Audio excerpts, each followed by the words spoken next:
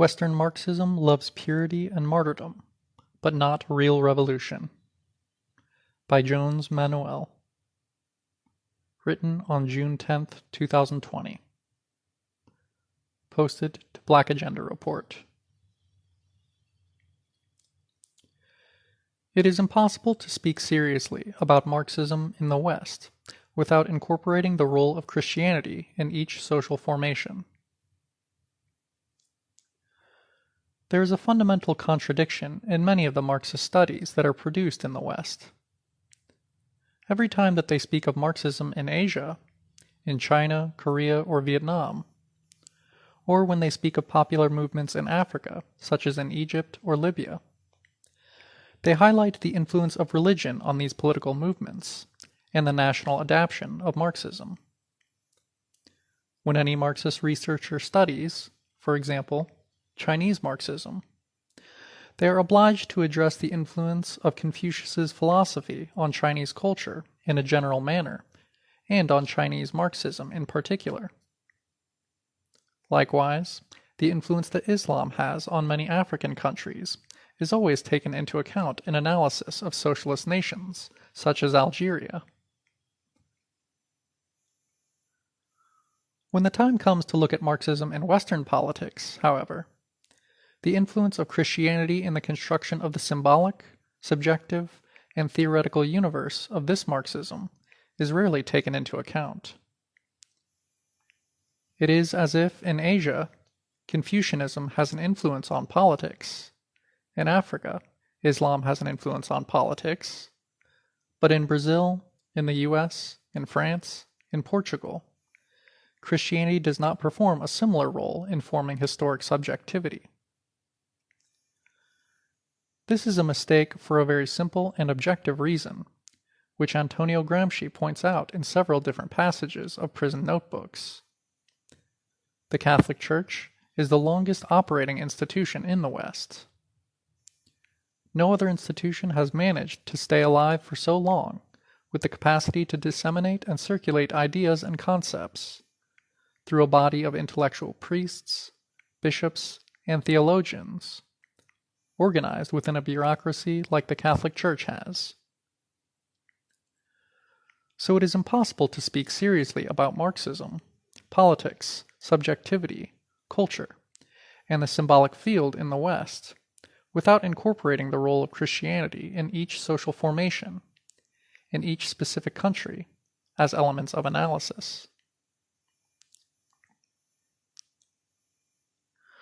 I believe it is impossible to understand the phenomenon that is poorly described as, quote, populism, a term which I do not use, of this relationship of the popular classes with people like Lula, Getulio Vargas, Miguel Arias, Brizola, Perón, and Hugo Chavez, without understanding the basic configurations of the Catholic relationship between devotees and saints. Obviously, this is not the only explanation, but there is a symbolic element in the political structure of this relationship. I have been thinking about this for a long time. It is not my idea. Domenico Lasurdo and others have written about how the fetish for defeat is one of the fundamental characteristics of Western Marxism, and how this is a misunderstood derivative of Christian culture. There is a great tendency in the Eastern left, according to Perry Anderson, to separate Western and Eastern Marxism. Western Marxism is basically a kind of Marxism which has, as a key characteristic, never exercised political power. It is a Marxism that has, more and more frequently, concerned itself with philosophical and aesthetic issues. It has pulled back, for example, from criticism of political economy and the problem of the conquest of political power. More and more, it has taken a historic distance from the concrete experiences of socialist transition in the Soviet Union, China, Vietnam, Cuba, and so forth. This Western Marxism considers itself to be superior to Eastern Marxism because it hasn't tarnished Marxism by transforming it into an ideology of the state like, for example, Soviet Marxism. And it has never been authoritarian, totalitarian, or violent. This Marxism preserves the purity of theory to the detriment of the fact that it has never produced a revolution anywhere on the face of the earth. This is a very important point. Wherever a victorious socialist revolution has taken place in the West, like Cuba, it is much more closely associated with the so-called Eastern Marxism than with this Western Marxism produced in Western Europe, the United States, Canada, and parts of South America. This Marxism is proud of its purity, and this is the first elemental characteristic that derives from Christianity. Gramsci shows that one of the main historical concerns of the Catholic Church has been to control the reading and the diffusion of Christianity, blocking the rise and spread of popular, autonomous, and base-level interpretations, and thereby saving the purity of the historic doctrine. Therefore, the Catholic Church can say that Christianity is love, equality, loving thy neighbor, compassion, and nonviolence, despite the fact that it has been a fundamental weapon in the legitimization of slavery, the Crusades, and colonialism, and despite the coziness of various elements of the Catholic Church with Nazi fascism and the military dictatorships. There is a constant throughout the entire history of Christianity, which is that these elements don't corrupt the doctrine. They are either false expressions of Christianity, or they are facts, like potatoes in a sack, that have no theoretical, political, or, more importantly, theological meaning. So the fact that history denies the affirmation that Christianity is based on compassion and peace does not change or challenge the doctrine.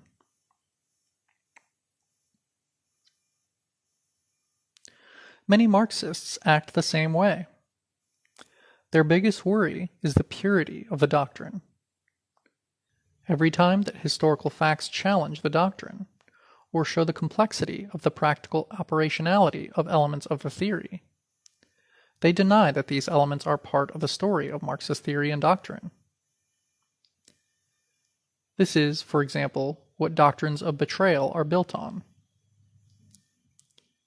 Every movement that appears to stray a bit from these, quote, pure models that were created a priori is explained through the concept of betrayal, or is explained as, quote, state capitalism. Therefore, nothing is socialism, and everything is state capitalism. Nothing is socialist transition, and everything is state capitalism. The revolution is only a revolution during that glorious moment of taking political power. Starting from the moment of building a new social order, it's over. Revolution is always a political process which has two moments: a moment of destruction of the old capitalist order and taking power, and a moment of building a new order. The contradictions, the problems, the failures, the mistakes, sometimes even the crimes, mainly happen during this moment of building the new order. So when the time comes to evaluate the building of a new social order, which is where, apparently, the practice always appears to stray from the purity of theory, the specific appears corrupted in the face of the universal. It is at this point that the idea of betrayal is evoked, that the idea of counter-revolution is evoked, and that the idea of state capitalism appears in order to preserve the purity of theory.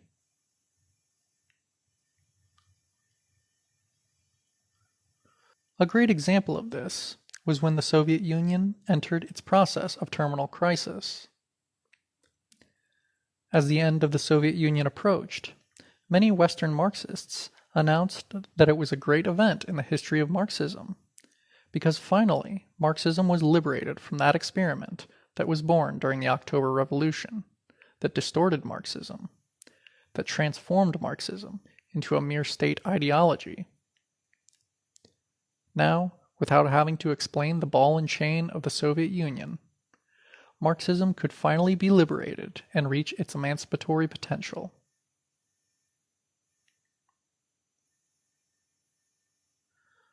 Another factor that is very common in the Western left is to treat suffering and extreme poverty as elements of superiority.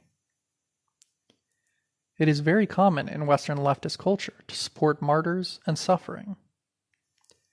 Everyone today likes Salvador Allende. Why?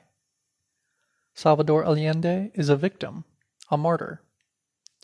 He was assassinated in Pinochet's coup d'etat. When Hugo Chavez was alive, many sectors of the left turned their nose up at him. If he had been killed, for example, in the 2002 coup attempt, he would be adored by the immense majority of the Western left today as a symbol of suffering and martyrdom. Since he continued exercising power as a leader of a political process which, by necessity, had various contradictions, he was increasingly abandoned as time passed. I don't even have to mention what has happened to Maduro here. These same sectors which celebrate and support the idea of Allende because he defended democratic socialism do not see or do not want to see that Allende governed almost entirely through decrees. At the time, the Chilean constitution had a legal mechanism which enabled the executive branch to govern by decrees that did not have to be approved by Parliament or the Supreme Court. So Allende was able to make laws through decrees which bypassed Congress and the Supreme Court. Since Allende did not have a majority in Congress, and suffered a lot from the bourgeois opposition, he basically governed through decree throughout his entire mandate. This kind of action today is enough justification to label any left leader that practices it as authoritarian, to compare him to Trump, Bolsonaro, or Orban.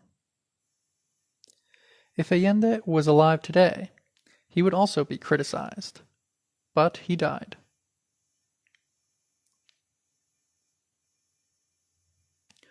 Another example of this is the situation with Che Guevara and Fidel Castro. To most Western leftists, Che Guevara represents a rebel dreamer. In real life he was not, but they have built this image around him. Che Guevara died immolated in the jungles of Bolivia, so now he is a symbol of sacrifice, martyrdom, and the agony of defeat.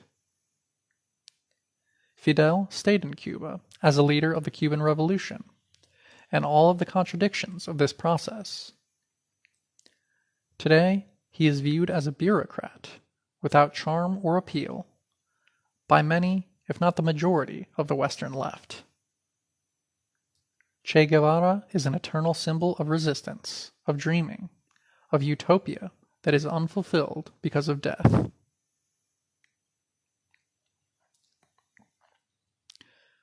Another example of this is the contrast in how the People's Republic of Korea is treated compared to Palestine. Both nations engaged in the same struggle, the anti-colonial fight for national independence. In the case of Korea, the struggle was made from a socialist perspective. Korea succeeded, despite being a country that is fractured by imperialism. It has an economy that is relatively strong, with a reasonably high level of industrialization, a very strong national army, and capacity to launch nuclear weapons. So, Korea is not a defenseless nation. Palestinians are a people who are deeply oppressed, in a situation of extreme poverty, that don't have a national economy because they don't have a national state. They don't have an army or military or economic power. Therefore, Palestine is the total incarnation of the metaphor of David versus Goliath, except that this David doesn't have a chance of beating Goliath in political and military conflict. Therefore, almost everyone in the international left likes Palestine. People become ecstatic looking at those images, which I don't think are very fantastic, of a child or teenager using a sling to launch a rock at a tank. Look, this is a clear example of heroism, but it is also a symbol of barbarism. This is a people who do not have the capacity to defend themselves facing an imperialist colonial power that is armed to the teeth. They do not have an equal capacity of resistance, but this is romanticized. Western leftists like this situation of oppression, suffering, and martyrdom.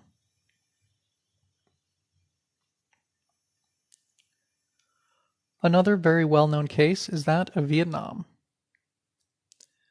Everyone supported Vietnam when it was under attack, being destroyed and bombed for over 30 years. Vietnam beat Japan in World War II, then had to fight France, and then had to fight the United States. It passed 30 straight years without being able to build a damn school or hospital because a bomb would drop, first from France and then the United States, and destroy it. When the country was finally able to beat all of the colonial and neo-colonial powers, and have the opportunity to start planning, to build highways, electrical systems, schools, and universities, without having bombs land on them the next day and destroy everything that was being done, the country was abandoned by the majority of the left. It lost its charm. It lost its enchantment. There is a fetish for defeat in the Western left. It is an idea that defeat is something majestic.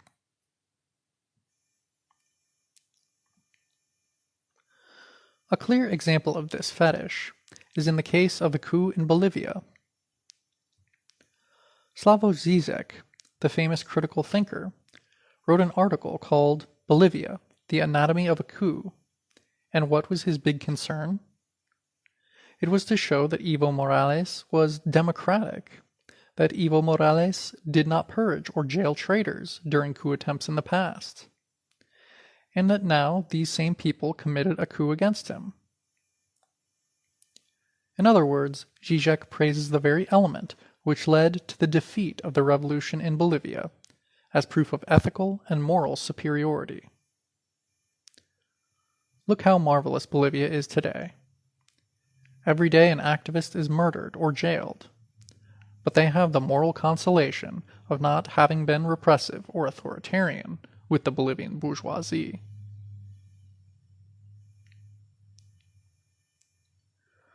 A third element that is common in the Western left comes from the Christian concept that salvation is not a product of a person's actions, but a decision made by God.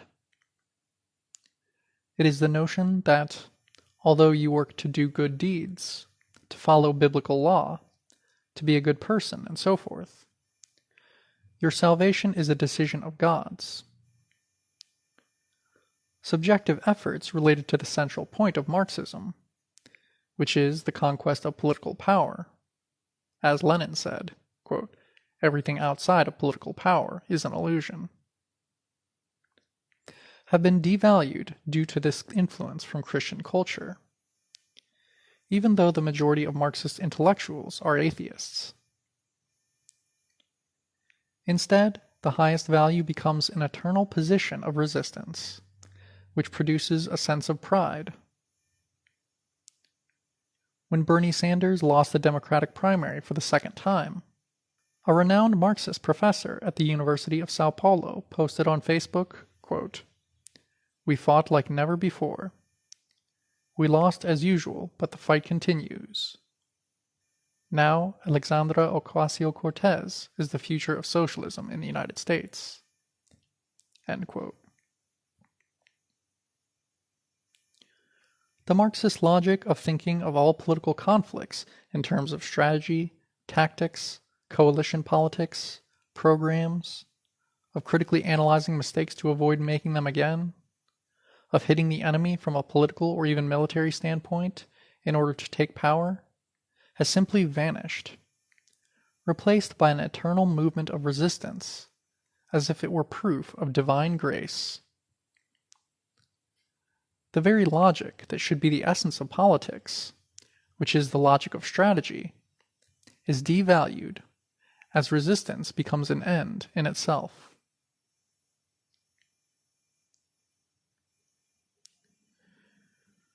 Together, the three elements that I just described create a kind of narcissistic orgasm of defeat and purity.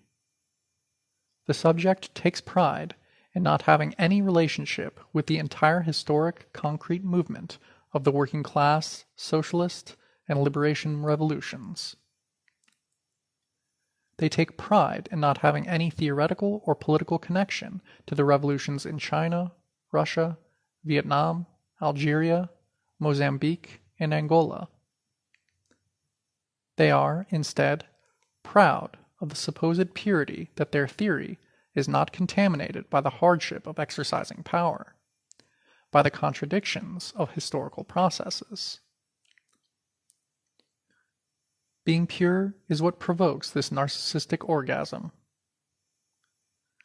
This purity is what makes them feel superior.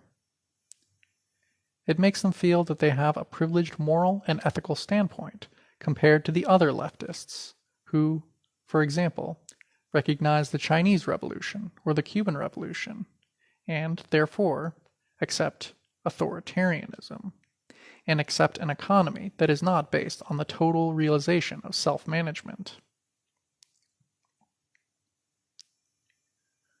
This kind of Marxism has no critical power. It can produce and does produce a lot of good analysis of reality, but it is incapable of producing a movement that is strategic and revolutionary that aims to take political power. Therefore, the process of rebuilding a revolutionary Marxism in the West has to recognize these symbolic elements, which have become ingrained in Western Marxism, that were smuggled in as contraband from Christianity. These elements have to be submitted to radical criticism and surpassed. End of article. Jones Manoel is a historian and member of the Partido Comunista Brasileiro, PCB.